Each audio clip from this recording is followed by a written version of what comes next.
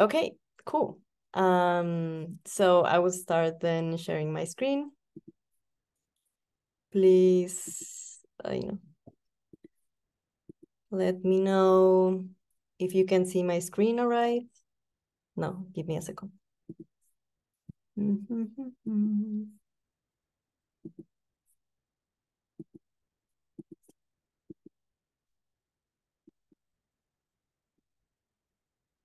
Okay. And now, yeah, can you see it? Yes, awesome. Okay, well, thank you very much for joining today, this morning, tonight for me, to this presentation. I'm gonna start with some disclaimers. Then we will talk about some insights of Gen Z. Then we will talk shortly about their online behavior and some of the visual trends that they are into. So yeah, welcome to this presentation that is gonna make you feel very old. And just in case you are not Gen Z. If you are Gen Z, then welcome. Okay, some of the disclaimers. The information in this presentation is representative of the online population of each market, not its total population. That means that we should note that in many markets, like in Latin America, the Middle East and Africa, and the Asia Pacific region, low internet penetration rates can mean that online populations are younger, more urban, affluent, and educated than the total population. And other disclaimer that I really have to say is that all of that I'm gonna be talking in my presentation doesn't really apply to China, because China has a unique social media landscape, which I think it should have like its own presentation. If you're interested in hearing about this, we can make a presentation about this next year. China basically has its own set of homegrown platforms, and their online experience centers on super apps in which that they cover a lot of things that we actually don't do normally. Those apps are like WeChat or Weibo. I'm sorry, my cats just did something, but it's all good. Okay, so, and last but not least of my disclaimers, I want to be, I just want to say that it's not that I am recommending that we do all of the things that I'm gonna show you. It's just trends, and this shouldn't be compromising our values.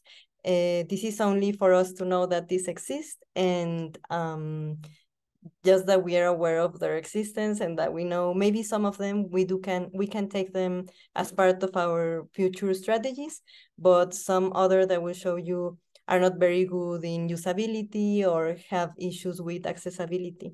But we will talk about that shortly. Okay, so basically Gen Z, also known as Centennials or Zoomers, were born in 1997 until 2012, so that makes them between 11 and 26 years old. In this presentation, I will only talk about the gap between 16 and 25-year-old. Most members of Generation Z are the children of Generation X or younger baby boomers, and they are really, truly the first social generation to have grown up with access to the internet and portable digital technology from a very, very young age. Okay, so something that is very important that we know about this generation, it's that they are dealing with a little bit of crisis fatigue, as they have been exposed to many, many bad news and crisis and war, and also the COVID emergency, pandemic, all of these things that we have also experienced. They're not very, they have shut down in a way, and they don't want to continue to be exposed as many bad news. So there's a downward interest in general in environmental issues, And also there's the interest in news and current affairs has decreased by 7% in the past year. But that doesn't mean that they don't care about the environment. Actually, 45% of them say helping the environment is important. It's just that they are focused on existing, on paying bills and job security in the middle of a cost of a living crisis. So yeah, basically Gen Z also expects more action from brands, and they put more pressure on bigger corporations rather than individual action, which is very good. Okay, so something that is very insightful for us is that as Gen Z is limiting their amount of news intake, we as content creators or journalists should focus more on solutions-driven news and report on what's working well to address various issues, to take the positive approach to all of our work and content. Okay, so as you were also guessing at the start of this call, they're very nostalgic and very into the 90s aesthetic. This has happened as a coping mechanism in which they are romanticizing basically the 90s because they weren't born in that area. And yeah, basically they think of it as a simpler time in which social media didn't exist. And we can see this in their behavior while listening to music. They listen to hip hop or rap music, closely followed by 90s music, which for many would have been released before they were born. And with 54% of Gen Z liking the style of vintage clothes, they have also brought back a lot of 90s and early 2000 fashion trends like glitter details, claw clips, and halter tops. And they have also declared the skinny jeans dead and are sporting more 90s low-rise styles instead. So yeah, so if you're still using skinny jeans, then Gen Z is making fun of you behind your back. Someone had to tell you.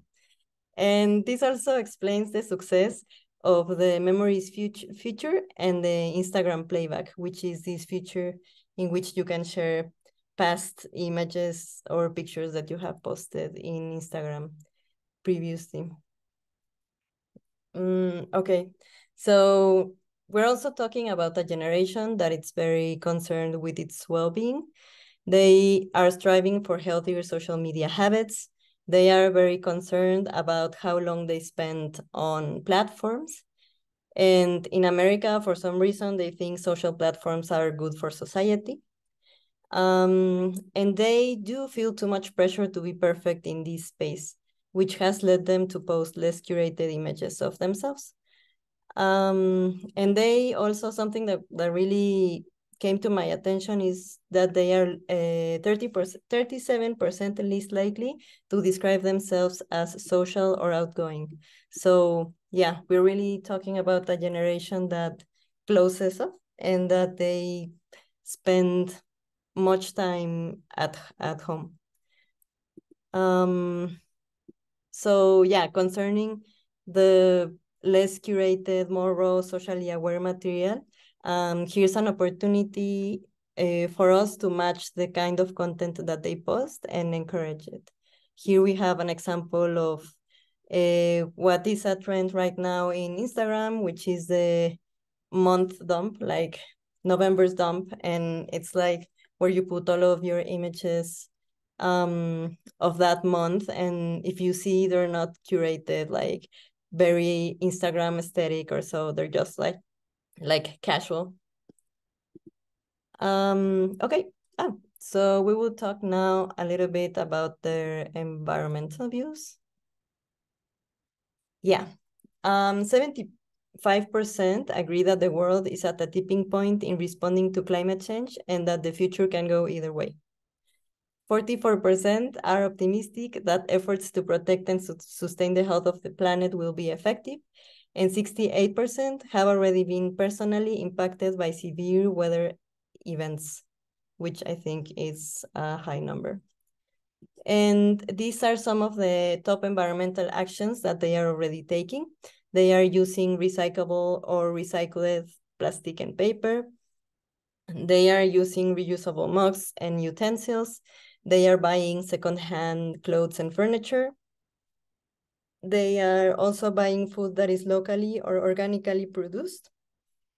And in the future, they are planning to purchase electric or hybrid vehicles. They are looking to improve their homes to make them more sustainable. They want to add solar panels, geothermal things, etc., and also increase civic engagement. Oh, I forgot to say at the beginning of my presentation, I took all of this information from various reports, one by GWI and the other one by Deloitte. And these sources are in the last slide of my presentation. So whenever I finish, I'm gonna share it with you, and there you can see and read all the facts about this. Okay, so continuing. This is also a generation that it's not gonna be romanticizing the hustle culture, as I think some of us millennials are kind of guilty. They do expect more from their employers. They are likely to leave a job which doesn't meet their needs, and they are more comfortable saying no in the workplace. They are also not willing to sacrifice their mental wellness at the expense of learning opportunities, and they really value doing meaningful work and learning opportunities. But it's not all about money for them, which is very interesting, as like here I present some numbers which are related to what are they expecting from their employers or big organizations regarding environmental issues. For example, 15% strongly agree that large companies are taking substantive actions to combat climate change, which is very low. 11% agree that their country government is highly committed to tackling climate change. 18% agree that their employer is strongly committed to fighting climate change. And 48% say that they have put some pressure on their employer to take some action. These are some of the environmental priorities that they want to see in their employers in the everyday life, working life, I guess. Some of the top priorities are for their employers to ban single-use plastic, offering sustainability-oriented employee benefits, for example, electric car subsidies, incentive to use public transportation, cycle to work schemes. Also providing training for employees on how they can make a positive impact on the environment in everyday activities, and providing employees incentives to make better environmental choices. Some of the lower priorities they have regarding this are committing to achieving net zero greenhouse emissions within the next decade, making their employer engage in public policy to better align the company's work with its stock, and using social impact pension providers or retirement funds docs on sustainable investments. So this is also kind of their priorities. They're just not their top priorities. Okay, so by now we know that they are very nostalgic, and in general, they do care about the environment, which is very important. But now we will talk a little bit more about their online behavior. As we know, they're an entertainment-driven generation. Gen Z spends longer time streaming TV than watching broadcast TV.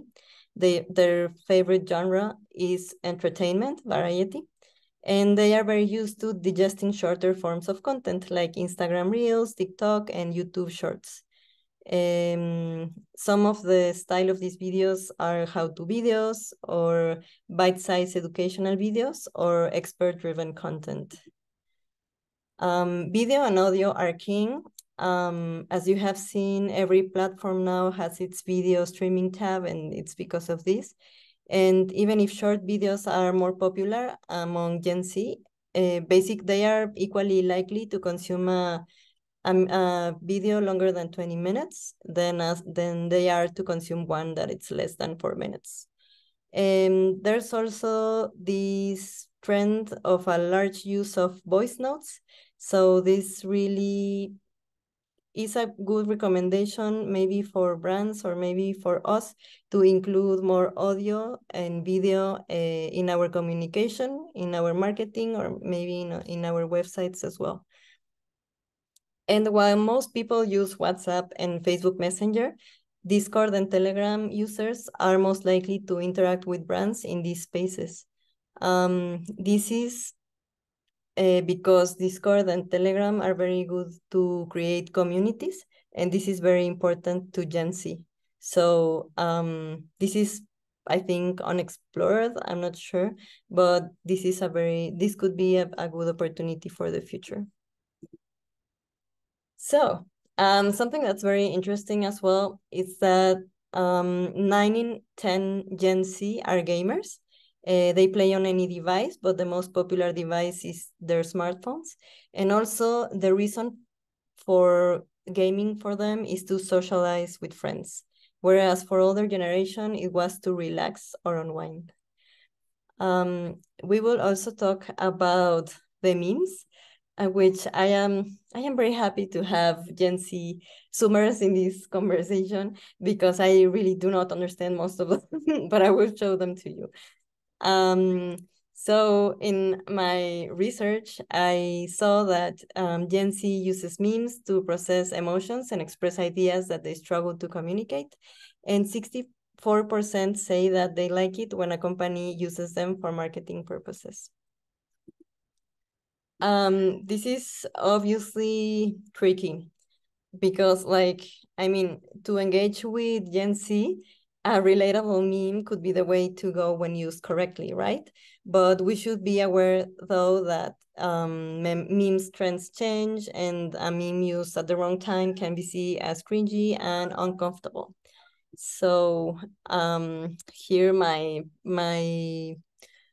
proposal would be like never post a meme without having some centennial look at it first to see if it's really funny or if it really works.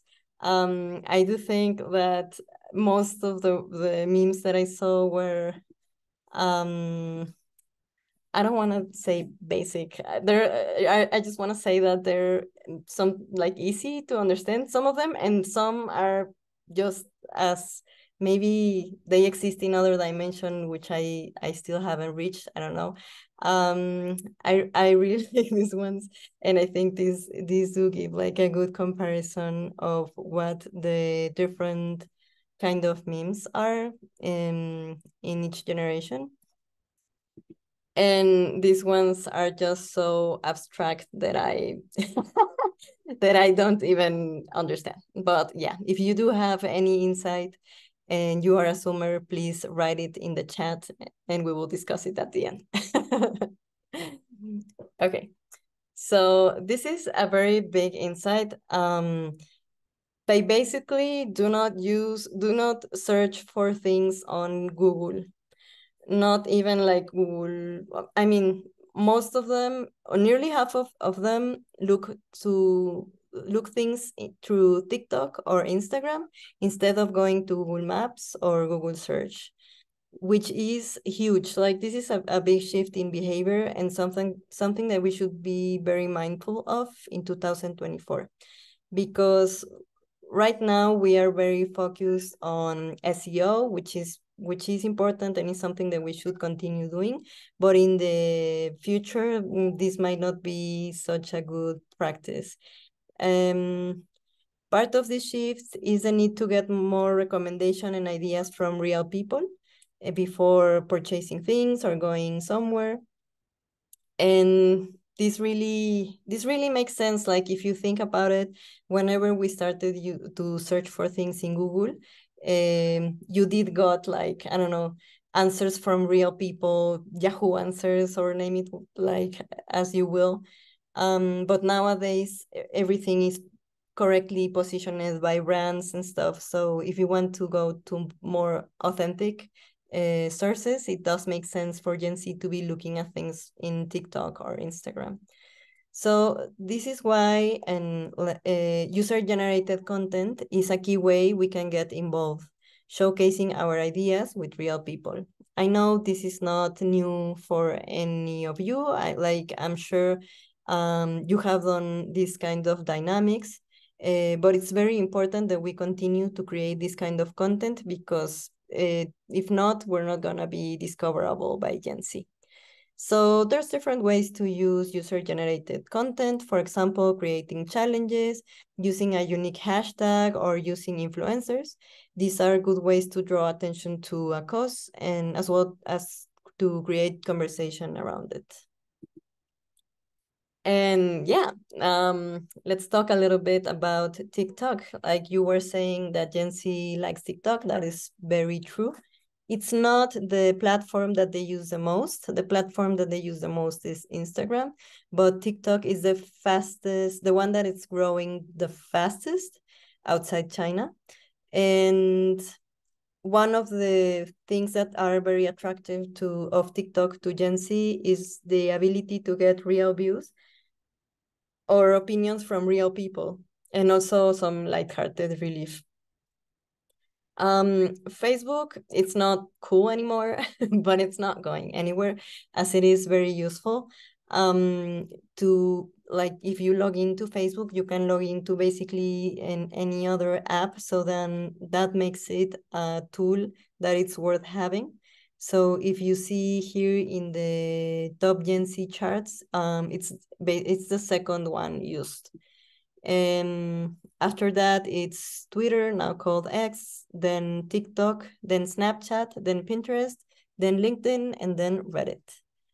And also there's this app which is not new, but it's like relatively new, which is called Be Real, which last year was the most downloaded app by Zoomers. And basically, if you do not know, this app is an app in which the app asks you per a notification once a day to take a picture of yourself, whatever you're doing, and it also takes a picture of whatever you're doing with the front and back camera at the same time. And then you share it. And so this really tells us about how authenticity is important for Gen Z. Okay, so we will then continue to talk a little bit about the visual trends. This is gonna be fun because we can see that they like very crazy stuff. This is called maximalism. I don't know if you had heard about this before, but it's basically the opposite of minimalism. And I will show you a quick video about this.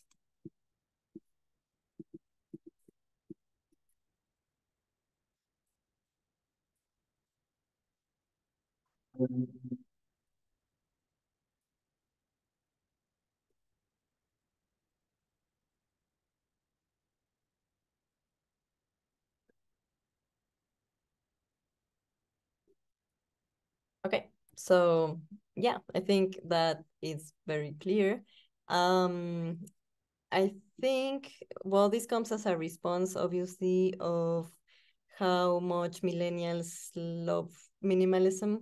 And maybe it's, well, no, I actually saw a TikTok about this, that it was perceived as being a little too squared, too gray, too fascist in a way, because it's like trying to make us all look the same, you know, like, and this maximalism really talks about expressing yourself, your personality. Look at the colors that they are using here, like they're very bright, even if they're like kind of pastel looking. They are very bright, pink, yellow, green, you know.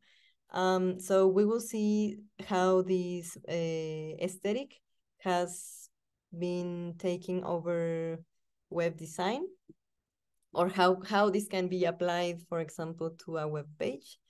So I just want to show you these beautiful strawberries full of glitter, which I haven't seen since I was in MySpace 15 years ago. And these pretty doves as well that are glittering their way happily between among all of these different typographies and, you know, like GIFs and animation. So this is very interesting. Like, it's just about having many elements in a tiny space. And also everything is kind of yelling at you, but in a way that it works. So yeah, I really like it. Although I have to say, whenever I was making this presentation, I all of the reference I did the same day, and it was exhausting. Like I needed to look at a white page because I really needed to rest.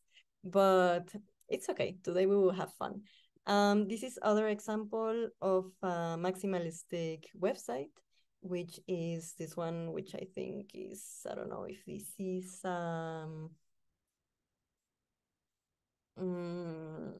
I can't remember. I think it was a festival or something. But as you can see, everything is very cluttered. You can see, well, yeah, even if this is a little bit minimalistic here, like it does have like a kind of one tone images, but here we can see once again a lot of different images, different sizes, and yeah, you know, it's just like calling for your attention. So this is all in my presentation. If you want to explore these pages, please do, because they're very fun. We will talk about also this other aesthetic that they're very fond of using, which is the Y2K and 90s nostalgia aesthetic, which is kind of like this retro futuristic idea. For example, we can see here like this obsession with, I don't know, CD players and this legendary Nokia cell phone, which I think I had one.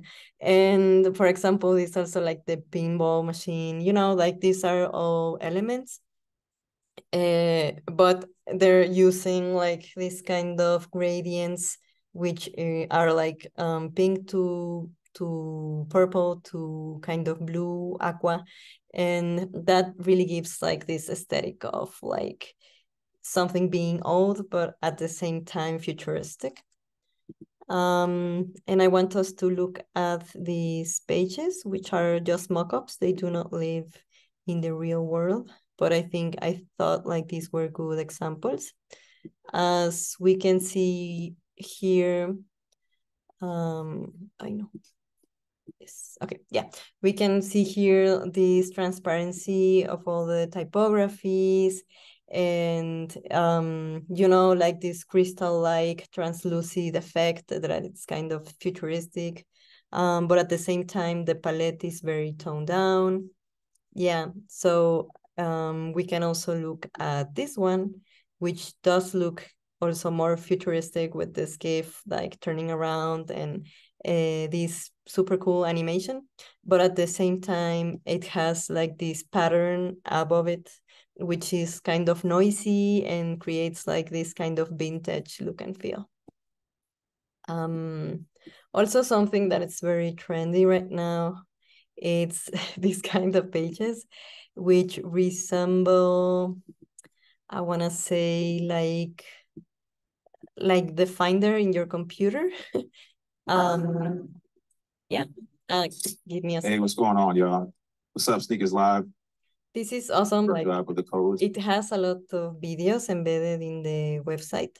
And basically you're supposed to explore the page as if this was your computer in a way. So you can see GPGs and, I don't know, PDFs and stuff.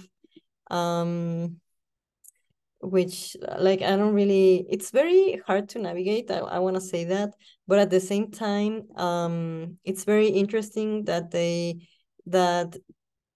web developers are doing these kind of things to entertain the younger generations. So yeah, I will leave you the link for you to explore this page and take a look at sneakers, which I do love. And also this one is pretty.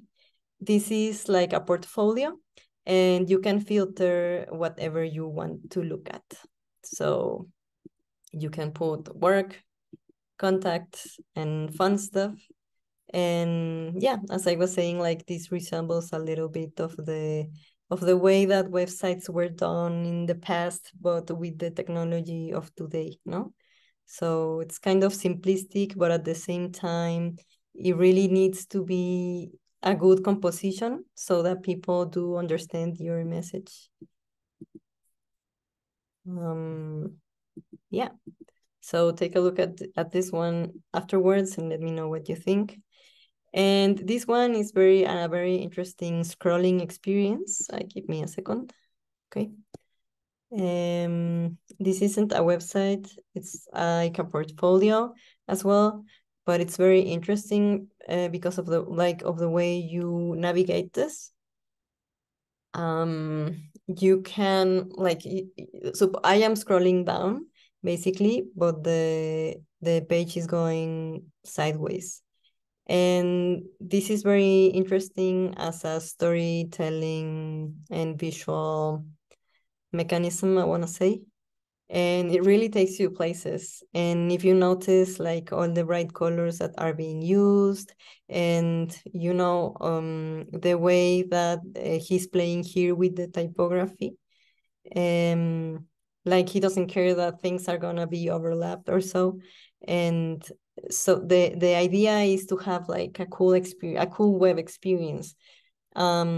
So yeah, that was what I was telling you about, like at first, that maybe this doesn't have like the greatest accessibility, because people with visual like with visual impairments would be challenged to really read all of this, but at the same time it is like some very artistic experience. So I would say like I'm not saying all of our P4 sites are gonna look like this, but these are very cool inspirations to use like in the future for specific materials, or maybe a landing page, or I don't know, like the world is our oyster. Okay, so I will continue with other trends. We have here the anti-design, which is basically a counter movement. And it's not like against design. Obviously, this is also designed, on even if it looks like it's not.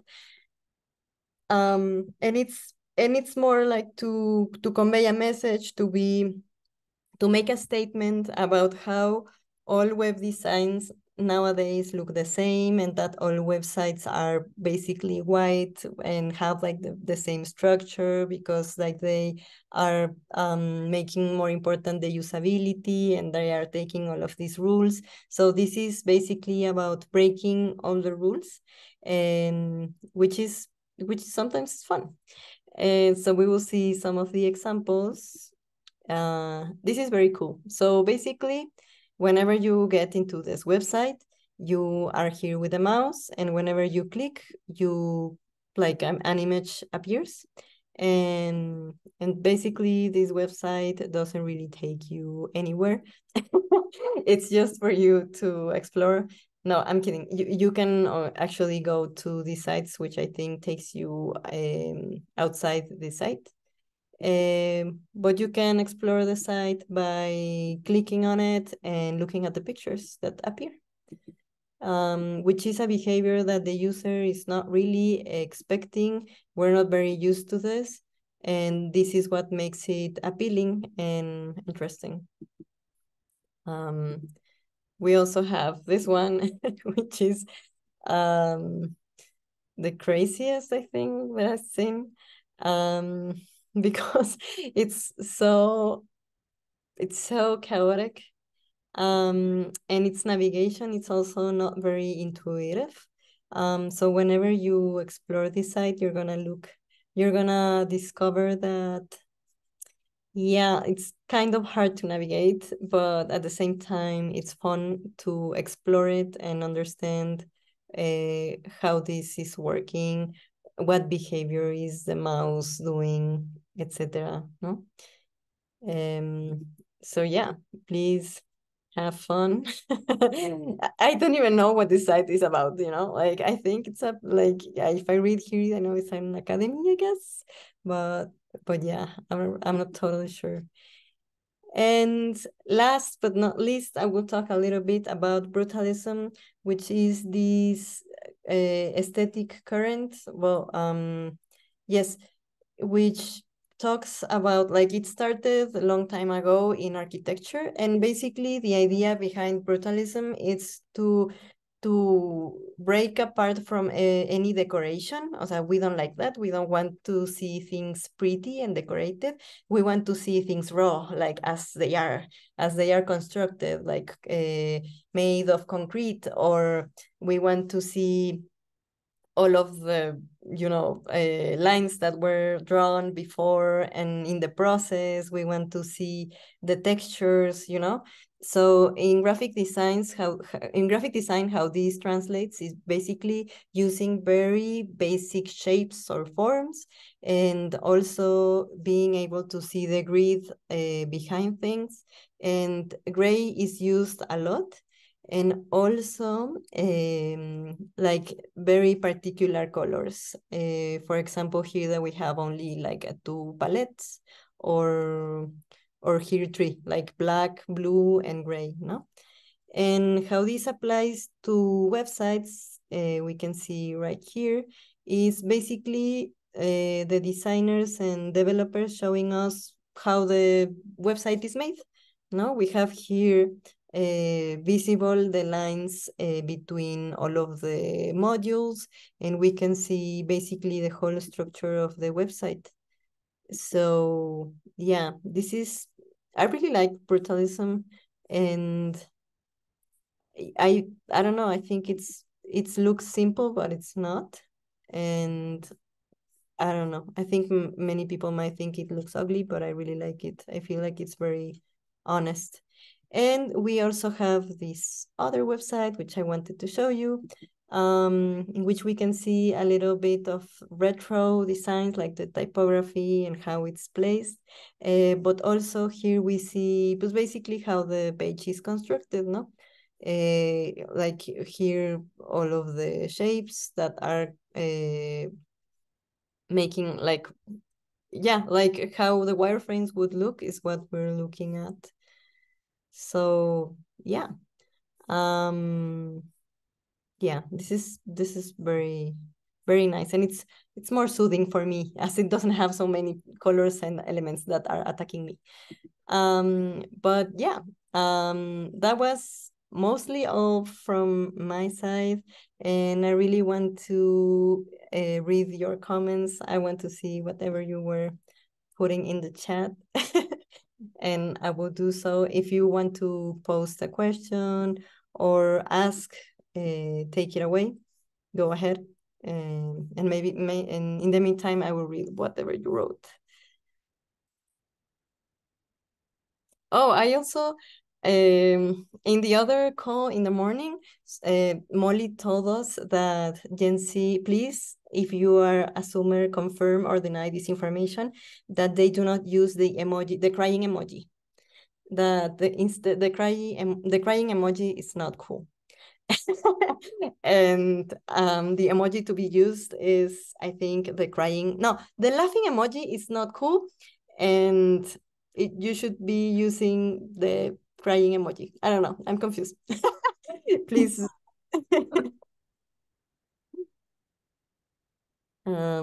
Yeah, okay, so I will read a little bit. I've got a bit of a headache from that. Thanks, Garrett. Yeah, you and me both. How to insert craziness, but make it easy to navigate. I know. We make fun of skinny jeans wearers to their face. Awesome. Not behind their backs. Yes, definitely.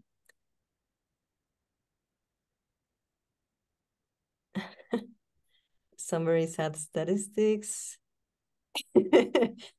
Oh yeah, sure. Ami, do you want to share something?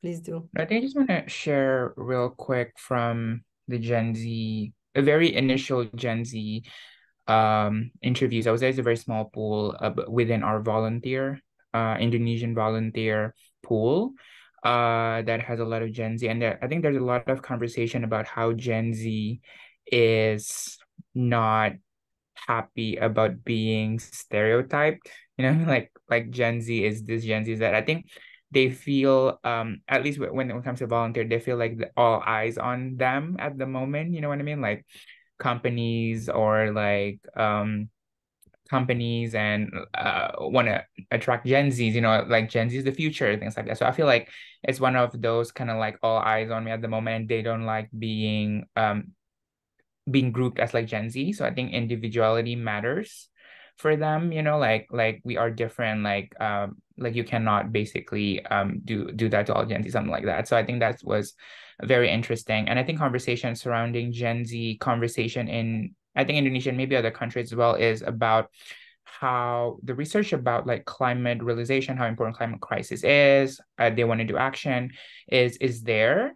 But I think there's also rising conversation about performative activism, right? Like how, what meaningful activism look like. So I think conversations surrounding reframing activism, something like that, it's also something that we're kind of like talking about how to make it more meaningful, because I think with that combined with this social media existence at the moment as well, so that kind of like activism or like the level of their understanding about climate crisis, things like that, sometimes what you see in research don't really translate, or should be, we should dive deeper, something like that, because most of the researches I think that we have done showcase that definitely Gen Z has a higher awareness of climate crisis issues. So I think that's something that we're talk a lot as well at the moment. Yeah. Awesome. Thank you very much for sharing. I actually think, like, I do understand that, but like they do not want to be I don't know how to say this. Well, like put in the same bag, But in general, marketing does work like that, and I think many of the insights are true. So I'm not very sure about that, but yeah. Yeah, thank you very much for sharing those insights. They're very valuable. Olivia, do you want to say something?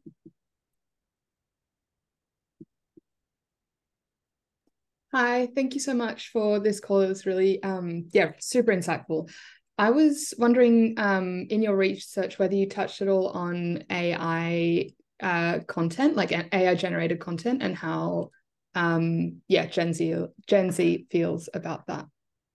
I did not. Like, I saw many predictions. I think it might be maybe too early to go into conclusions, because in whatever reports I read, they were just mentioning about how we will see what happens, but we do not have that data, or at least I did not come across many data in that subject.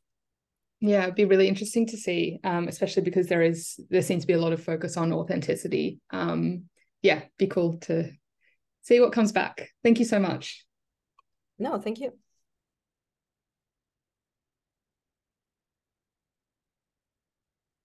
Okay, so does anyone else want to say something or share something?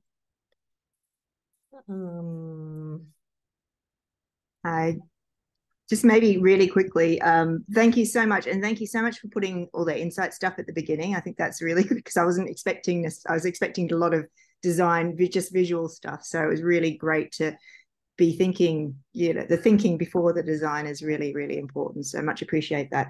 I just think, because I am Gen X, and I am actually recognizing a lot of stuff. I'm still wearing the clothes from the 90s, so I'm cool again. Yay. Something really interesting in that, because it's Gen X, the parents or the teachers potentially. So a lot of stuff is probably coming, like they're being exposed to stuff that we considered cool at the time. And yeah, I do definitely see, like, I saw a meme somewhere that was saying that Gen Z is basically like a new version of Gen X, but more intense. And we also, like, in that period, we were really worried about nukes, and there were various wars going on and so on. So, but it's just much more intensified because of this. So yeah, it's a really interesting, like, I think Gen Xers might be able to understand Gen Zs better than millennials can, in a weird kind of way. It's very interesting. Yeah, and I'm agree with Olivia on the authenticity aspect of things. I think that's I'm seeing a lot of discussions on that aspect. I think every young generation gets poked around like Gen Z is now. The millennials, you lot were, most of you were like in the spotlight when you were that generation, because you were the marketing, like the target market for a lot of businesses and stuff. So the focus is always put on that younger generation, and you're kind of pulled apart, and we all like struggle for our individuality. So I think that's just something that happens. But yeah, really, really interesting. Thank you so much, Caro. You're welcome. Thank you. Thank you very much for your insights. You might be right. You know, like, what it's very interesting is that the gap, I mean, we like fashion is like, it's also always coming back, you know, and music as well. But now the gap is so, like, it's like 20 years or less, you know, so the gaps are like becoming even like smaller. I think that it's very interesting. I guess maybe because of the digital era and everything. So yeah, I want to see some of the things that you wrote in the Q&A. No, in the chat.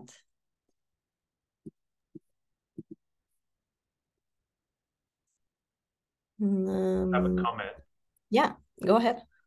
Yeah, I feel like something that I've noticed just related to that is that, yeah, I think that there's less and less clear definition between generations. And I think I'm interested to see where this goes, like, for future generations, because like what I see a lot of is things like mashups of generational cultures, like, together. Like, we have music mashups, right? Like, you mash up like rap and, like, I don't know, something else, but there's also like mashups of like whole generational ideas. And like, it's quite interesting to witness, like, just completely clashing things. Like, you see this a lot in fashion. Like, the current fashion is like, it's really almost like mashup oriented. It's like taking bits from 90s culture, bits of 80s culture, putting them together. Yeah, I think it makes it like harder to draw clear lines around it. And like, what I see is like different, like, groups of people, whether that's like a fashion house or a music kind of community, or like, I don't know, art world or something, and they'll be going off in their own direction that's like totally different to other directions. And I don't think that used to happen so much. Like, there was more like clear trends that were happening. So yeah, I don't know, it's an interesting time to live in. And I kind of question, like, how much value do we get out of generalizing, like, really across whole generations these days, and whether like the future is more this kind of micro targeting, which already exists on social media, and also like the fracturing of the current like monolithic social media landscape is only going to encourage like smaller and smaller communities. Yeah, just a comment. I don't know if anyone else has any perspective on that. Maybe from my perspective, from the generalizations are actually really useful, because I mean, I am, as I said, Gen X. I don't understand, like, when Snapchat happened, I knew that, like, that was my cutoff point for understanding the people who were the target audience nowadays. So for us to be able to actually communicate with a vast number of people that we need to communicate with, understanding some of these basic ways that people's brains are now developing, I think is really important. And I think that there are levels of those generalizations that are going to be useful. Definitely everyone's an individual. There will be those microcosms. And I think I'm assuming there always was. But yeah, maybe now it's because of